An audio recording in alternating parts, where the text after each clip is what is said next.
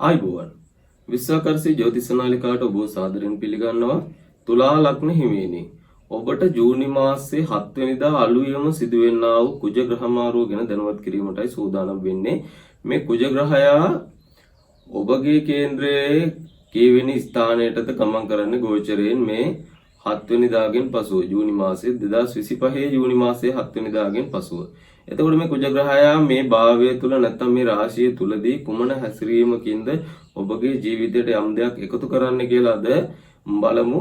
තුලා ලග්න හිමියනි, ඔබගේ මේ කුජ ග්‍රහයා ගමන් කරන්නේ ඔබගේ 11 වෙනි භාවයටයි. එතකොට සිංහ රාශිගත වෙන මේ කුජ ග්‍රහයා ඔබගේ 11 වෙනි භාවයට ගෝචරයෙන් ගමන් කරනවා.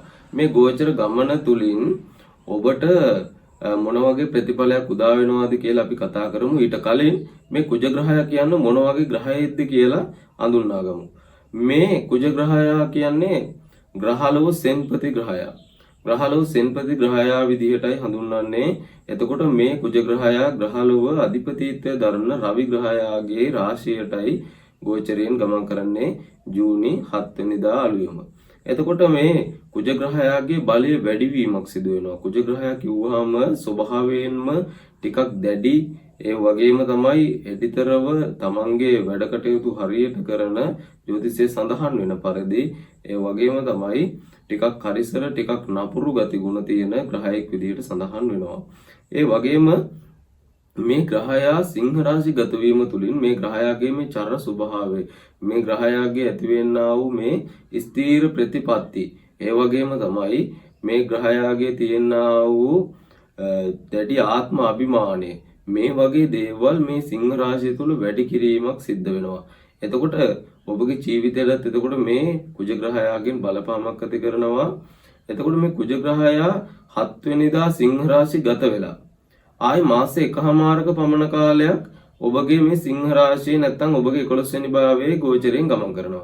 එතකොට මේ කාල වකවානුව පුරාවටම ඔබට මේ සිදුවීම් විය හැකියි. මේ කියන්නා වූ පලාපලයේ තියෙනා වූ සියලුම දේවල් ඔබට සිදු විය හැකියි. එතකොට ඔබ දැනගත යුතුයි මේ දේවල් තවත් වැඩි කර ගැනීමට මම කියන දේවල්, ඒ වගේම මම මොනවා හරි පිළියමක් කියනවා නම් ඒ දේවල් පිළිපැදලා නැත්නම් ඒ දේවල් කරලා ඒ වතාවත් තුළ යෙදিলা ඔබේ ජීවිතේ මේ අයහපතක් වෙනවා නම් ඒ අයහපත වෙන්නේ නැති වෙන්න ජීවිතේ සාර්ථක කරගන්න. තුලා ලග්න හිමියනි, එතකොට මේ කුජ ග්‍රහයා ඔබගේ 11 වෙනි කොටුවට නැත්නම් 11 වෙනි භාවයට ගමන් කරනකොට ඔබගේ 10 වෙනි ගමන් කරපු කුජ ග්‍රහයා ඔබගේ දෙවැන්නාධිපති, ඒ වගේම ඔබගේ අටවැන්නාධිපති. එතකොට මේ කුජ ග්‍රහයා ඔබගේ දෙවැන්නාධිපතිත්වයේ හිමිවීම තුලින් ඔබට මේ ධනයෙන් ලැබීමක්, ඒ වගේම තමයි ඔබගේ විශේෂයෙන්ම පෞල් ජීවිතයේ තුලදී ඔබගේ විවාහක සහකාරී වෙන්න පුළුවන්. නැත්නම් මව පියා මේ වගේ පෞල් ජීවිතය ගත කරනකොට ටිකක් වෙනදාට වැඩිය ලෙන්ගත ස්වභාවයකින් ආදරය, ඒ වගේම විශ්වාසය කියන එක ඇති වෙන කාලයක් බවට පත් වෙනවා මේ කුජගේ ග්‍රහ මාරු වීමත් සමගම. ඔබට මේ කුජ ග්‍රහයාගේ මේ ධනවත් වීම නැත්නම් මේ කාලවකවානුව තුල අතමිට මිල මුදල් බොහොම ගැවසීමක්, ඒ වගේම තමයි ඔබට අවශ්‍ය කරන මිල මුදල් නැත්නම් ඔබගේ වැඩ කටයුතු වල ඔබට යොදවන්න අවශ්‍ය කරන මුදල් ඔබගේ අතට එන ස්වභාවයක් දකින්නට ලැබෙනවා. ඒ නිසා මේ දේවල් වලදී ඔබ දැනගත යුතුයි තවත් මේ දේවල් වැඩි කර ගැනීමට කලමනාකරණය කරගන්න. මේ අතට එන මුදල් හරියට කලමනාකරණය කරන්න. මොකද ඔබගේ අටවැන්න අධිපතිත්වයේ දැරීම නිසා තරමක් මේ අතට ලැබෙන මිල මුදල් ඔබ ඉදිරි කර ගැනීමට යද්දී ඔබට ගොඩක් දුරට බිය හේතම් පැති වලට වැඩි නැඹුරුතාවයක් දකින්න තියෙනවා. ඒ නිසා ඔබ දැනගත යුතුයි මේ දේවල් කලමනාකරණය කරලා හරියට සකස් කරගන්න. එතකොට මේ පතල් සම්බන්ධයෙන් නැත්නම් මේ භූමිය සම්බන්ධයෙන් යම්කිසි ව්‍යාපාරික කටයුතු නැත්නම් රැකියා කටයුතු කරන පුද්ගලයන්ට බොහොම සුබයි. මොකද භූමි වාසනාවක් වෙන්නන කාලයක්. එතකොට විශේෂයෙන්ම පතල් කර්මාන්තවල මේ වැඩ කටයුතු කරන පුද්ගලයන්ට සුබ ප්‍රතිඵල උදා කර ගැනීමේ හැකියාවත්, ඒ වගේම ඒවා ඇත්තේ වැඩ කරන ඒ වගේ සේවය කරන පුද්ගලයන්ටත් බොහොම සුබ ප්‍රතිඵල වාසනාව උදා කරන කාලයක් බවට පත් වෙනවා මේ කුජ ග්‍රහයාගේ ග්‍රහ ගෝචරය තුලින්.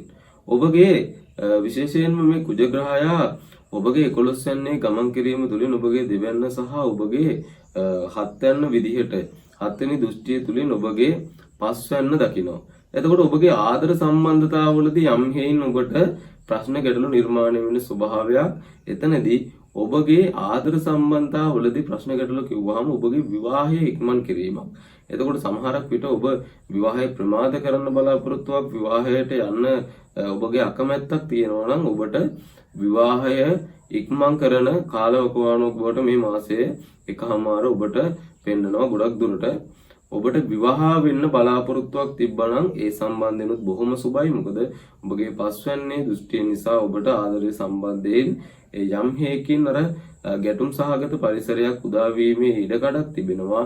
හැබැයි විවාහයට යන්න ඉඩකඩක් සැලසෙනවා මේ ජූනි මාසයේ 7 වෙනිදාගෙන් පසු. ඒ ඔබට ගැළපෙන විදිහට තීරණය කරන්න. එතකොට ගොඩක් දුරට මේ යහළු මිත්‍රයන් වෙනදට වැඩිය මුණ ගැහෙන ස්වභාවයක් ඔබ ගමන් බිමන් යනකොට වෙන්න පුළුවන්. නැත්නම් ඔබ සමාජශීලී නැත්නම් ඔබගේ රැකියා ස්ථානයේ හෝ යම් වැඩ කටයුත්තකට ඔබ යනකොට හරි ඔබට වෙනදට වැඩිය යහළු මිත්‍රයන් මුණ ගැසෙනවා. ඔබ නන්නාඳුන පුද්ගලයන් එක්ක පවා කතා බහ කරලා මිත්‍රශීලී ස්වභාවයක් නැත්නම් සුහදශීලී ස්වභාවයක් ඇති කරගෙන යහළු මිත්‍රයන් ඇති කර ගැනීමේ හැකියාවක්. මෙතනදී විශේෂ දැනුවත් කිරීමක් තමයි ඔබට මේ යහළු මිත්‍රයන් හම්බ වෙනකොට ගනුදෙනු හෝ යම්කිසි දෙයක් හුවමාරුවක් වෙනකොට බොහොම ප්‍රවේශමෙන් කල්පනාවෙන් ඔබට යම්කිසි දැනීමක් ඒ පුද්ගලයා ගැන විශ්වාසයක් තිබෙනවා නම් පමණක් ගනුදෙනු කරන්න. නැත්නම් ඔබට යම් මේකින් ප්‍රශ්න ගැටලු ඇතිවීමේ ඉඩකඩ තියෙනවා.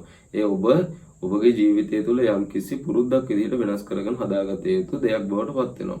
එතකොට මේ තුලා ලග්න හිමියනි ඔබගේ මේ කරන කියන හැම වැඩ කටයුතු වලදීම ලැබීම කියන එක බෙහෙවින් පෙන්වන කාලයක් බවට පත් වෙනවා මේ කුජ ග්‍රහයාගේ ග්‍රහ ගෝචර මාරු වීම සමගම මාස එකමාරක පමණ කාලයක් ඉදිරියට. එතකොට තුලා ලග්න හිමියන්ට ව්‍යාපාරික සහ රැකියා කටයුතු වලට බොහොම සුබයි. මොකද තුලා ලග්නය කියන්නේ විශේෂයෙන් ව්‍යාපාරික පැතිවලට යොමු වෙච්ච ලග්නයක් බවට පත් වෙනවා. එතකොට ඔබගේ මේ ව්‍යාපාරික කටයුතු වලින් බොහොම දියුණුවක් ලබන්න නැත්නම් කඩිසරව වැඩ කරන්න මහන්සි වෙලා වැඩ කරන්න ඔබ බලාපොරොත්තු වෙන ආදායම ලබන්න ඔබට හොඳ ඉඩකඩක් හම්බ වෙනවා මේ කාලවකවානුව තුළදී මේ කුජගේ ග්‍රහ මාරු වීමත් සමගම. ඒ වගේම ඔබට තරමක් විටකදී කේන්ති යන ස්වභාවය ඇති වෙයි. එතකොට මේ තැන්වලදී ඔබට ඔබගේ ඉදිරියේ ඉන්න පුද්ගලයා නැත්නම් ඔබ ආශ්‍රය කරන පුද්ගලයන් මේ අය සමග ඉදී ඔබට තරමක් කේන්ති යන ස්වභාවය ඇති වෙයි. හැබැයි පුළුවන් තරම් ඉවසීම කියන එක ප්‍රගුණ කරන්න. මොකද ඒ තරම් කේන්තිය කියන එක සුදුසු නෑ ඔබගේ ජීවිතයට. එයින් ඔබට අයහපතක් ප්‍රශ්නයක් ඇති වෙන්නට පුළුවන්. එහෙනම් ඒ වැරදි අඩුපාඩු ඔබ හදාගත්තොත් ඔබට පුළුවන් මේ ජූනි මාසයේ මේ සිදුවෙන්නා වූ කුජ ග්‍රහ මාරුවෙන් පසුව ඔබගේ ජීවිතයත් සතුටින් ගත කරන්න, සුබදාවී ගත කරන්න, සැහැල්ලුවෙන් ගත කරන්න, සැහැල්ලු මනසකින්. එතකොට ඔබට මම මේ තරහ යන ස්වභාවයක් කිව්වහම ඔබගේ මේ තැන්වලදී ඔබට ටිකක් ඔබගේ ශරීරයේ තද උෂ්ණ ගතියක් හිස සම්බන්ධයෙන් පෙන්නනවා.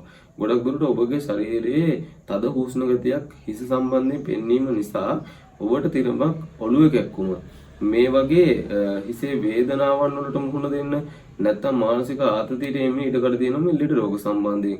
ඒ නිසා පුළුවන් තරම් උෂ්ණ අධික ආහාර ගන්න නැතුව පුළුවන් තරම් එක ලිහිල් වෙන සිසිල් වෙන ආහාර විතරක් භාවිතා කරන්න.